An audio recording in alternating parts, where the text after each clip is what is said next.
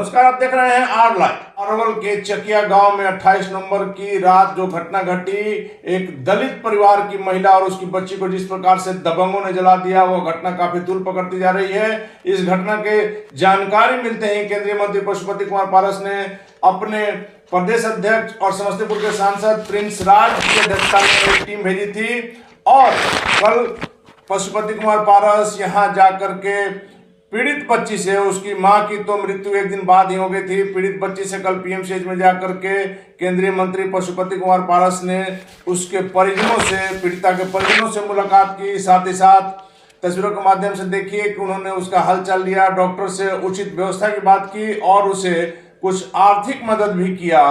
और वहां से केंद्रीय मंत्री पशुपति कुमार पारस पीड़ित लड़की के गांव अरवल के चकिया गांव पहुंचे और चूंकि मेन रोड से कुछ अंदर उसका गांव है, उसका घर है, वैसी स्थिति में वहां वाहन जाने की सुविधा नहीं थी। केंद्रीय मंत्री को पैर में कुछ दिक्कत थी, जिस कारण से उन्हें चलने में दिक्कत हो रही थी। तब पशुपति कुमार पारस ने मोटरसाइकिल का सहारा लिया। देखिए तस्वीरों के माध्यम से किस प्रकार से केंद्रीय मंत्री पशुपति कुमार पारस मोटरसाइकिल पर बैठकर पीड़िता के घर तक, जहां तक मोटरसाइकिल जा सकती थी वहां तक गए, फिर वहां से पैदल उसके घर किसी प्रकार से गए और जाकर के वहां उसके परिवार को सांत्वना दिया। साथ ही साथ बिहार सरकार पर बड़ा आरोप लगाया। उन्होंने कहा कि सरकार विफल है, विधि व्यवस्था फेल है। खास करके पिछले 3 महीनों से जब से मुख्यमंत्री नीतीश कुमार महागठबंधन में गए हैं, तब से स्थिति अराजक हो गई है। और इस प्रकार की जो घटना घटी है वह शायद ही कहीं आपने सुनी होगी या देखी होगी। और सोमवार को घटना घटी है, इस घटना की जितनी भी निंदा की जाए वो कम है। और इस तरह की घटना पूरे बिहार में प्राय 3 महीने के अंदर में खास करके दलितों पर अत्याचार हो रहा। इसके पहले भी अब देखिएगा तो अररिया पूर्णिया में हुआ था, सब जगह हुआ। यानी सरकार 100% विफल है। नीतीश कुमार जी का कुछ चल नहीं रहा है। जब से ये एनडीए गठबंधन छोड़ के आरजेडी गठबंधन में आए, तब से बिहार का लॉ एंड ऑर्डर चरमरा गया। अब आप लोग यहाँ के साथी हैं, अब बताइए, घर में 2 औरत सोई हुई थी और बाहर से पेट्रोल छीट के आग लगा दिया। ऐसा शायद मैं समझता हूँ कि बिरले कभी हुआ होगा। केंद्रीय मंत्री पशुपति कुमार पारस ने थाना प्रभारी पर 302 का मुकदमा दर्ज करने की भी मांग की। तो सबसे पहले मेरा बिहार सरकार से मांग है कि जो थाना प्रभारी है, लाइन हाजिर से नहीं काम चलेगा, उसको गिरफ्तार करो और उस पर 302 का मुकदमा लागू। उन्होंने कहा कि सरकार नाम की कोई चीज यहाँ पर नहीं है। दलित खास करके पासवानों पर अत्याचार बहुत ज्यादा बढ़ा है। जहाँ कहीं पासवान अफसर भी थे उन्हें हटा दिया गया है। उन्होंने कहा कि यदि यह सब नहीं रुकता है तो फिर बिहार में बड़ा आंदोलन होगा। दूसरा हमारा डिमांड है कि जो हत्यारा है, जिसने शराब के नशे में आकर के और घटना किया है, उसको स्पेशल ट्रायल करके 3 महीने 4 महीने के अंदर में जो कड़ी से कड़ी सज़ा होनी चाहिए, जो संविधान तहत हो, उस व्यक्ति को मिलना चाहिए। बिहार सरकार इस पर संज्ञान ले और स्पेशल व्यवस्था करके उसको उस पर कड़ी से कड़ी कार्रवाई करे। तीसरा है कि जो दलितों पर अत्याचार हो रहा पूरे बिहार में, और दलित में भी खास करके पासवान समाज पर, ये पासवान की घटना है। इसके पहले भी पासवान की घटना घटी। पासवान बिहार में जितना भी अफसर है, पूर्णिया में हमारा एसपी था, उसको हटा दिया।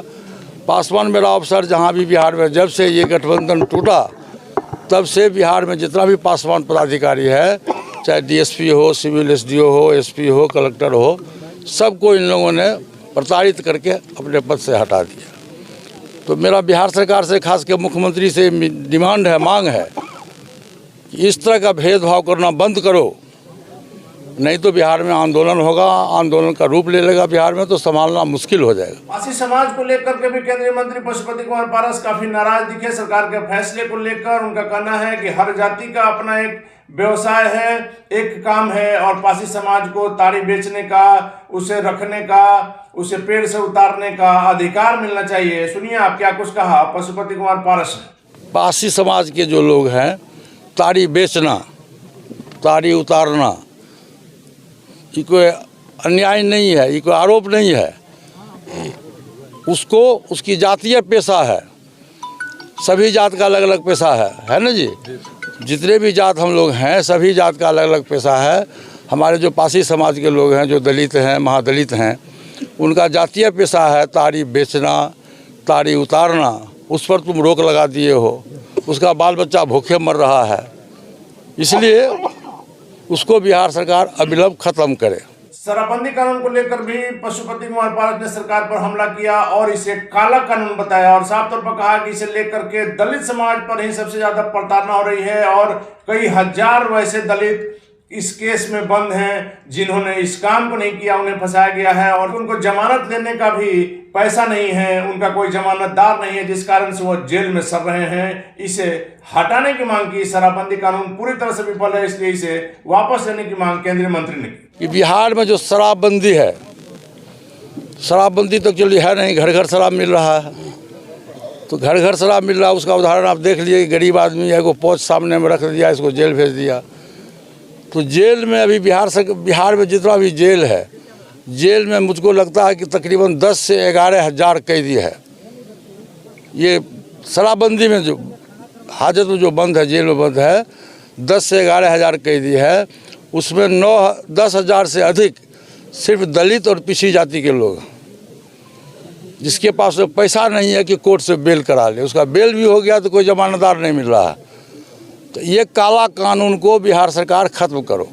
साथ ही साथ केंद्रीय मंत्री पशुपति कुमार पारस ने कहा है कि यदि दलितों पर अत्याचार बंद नहीं हुआ तो आने वाले दिनों में फिर उन्हें बाध्य होना पड़ेगा, धरना प्रदर्शन देना होगा, राज्यपाल के यहाँ फिर गुहार लगाएंगे, लेकिन किसी भी परिस्थिति में चुप नहीं बैठेंगे। आप सुनिए क्या कुछ कहा पारस जी ने। हम लोग का जो प्रजातांत्रिक जो ढंग है, धरना प्रदर्शन जो जितना होता है वो हम लोग करेंगे, निश्चित हमारी पार्टी करेगी। हम राष्ट्रीय लोक जनशक्ति पार्टी और जो हमारा दलित सेना विंग्स है, हमारे समाज पर, दलित समाज पर, महादलित समाज पर कहीं भी अत्याचार होगा हम उसके लिए लड़ाई लड़ेंगे। जहाँ तक संभव होगा मैं निश्चित रूप से लड़ाई लड़ूंगा। राज्यपाल के यहाँ धरना दूंगा, प्रदर्शन करूंगा। जो अभियुक्त जो अभी गिरफ्तार हुआ उसके साथ महिलाएं भी थी, तो निश्चित रूप से हमारा मांग है कि जितने भी लोग इसमें थे, FIR जो भी लोग हैं, उन लोगों की अविलंब गिरफ्तारी होनी चाहिए। दूसरी बात, एक बात मैं भूल गया था कि ये पासवान जी को फंसाया गया दारू का पोच बाहर में फेंक करके। इन पर जो मुकदमा है, इस मुकदमा को भी बिहार सरकार अविलंब वापस ले। इनकी पत्नी की हत्या हुई है, इसलिए श्राद्ध कार्यक्रम के लिए मैं अपने पार्टी की ओर से 40,000 रुपया मैं इनको दे रहा हूँ, लीजिए रखिए। और 10,000 रुपया मैं वहाँ हॉस्पिटल में इनकी बेटी को दी। तो आपने देखा अरवल के चकिया गांव की यह घटना जो है वो लगातार तूल पकड़ते जा रही है, लेकिन अभी तक बिहार सरकार के किसी मंत्री ने, किसी नेता ने वहां जाकर के पीड़ितों की सुध नहीं ली है। वैसे में विपक्ष जो है इस बात को लेकर के भी हमलावर है और कल के डेट में लोक जनशक्ति पार्टी रामविलास के सुप्रीमो चिराग पासवान भी अरवल में पैदल यात्रा, पद यात्रा निकालने वाले हैं। इसे लेकर के भी काफी गहमागहमी की स्थिति है और दलितों पर अत्याचार को लेकर के इन दिनों बिहार में सियासत भी शुरू हो गई है। यदि सरकार समय रहते नहीं चलती तो निश्चित रूप से यह जो है घटना काफी बड़ा रूप ले सकती है और निश्चित तौर पर फिर सरकार के लिए चिंता का विषय हो सकती है। हालांकि आगे क्या होगा देखना काफी दिलचस्प होगा। फिलहाल आप बने रहे R Live के साथ।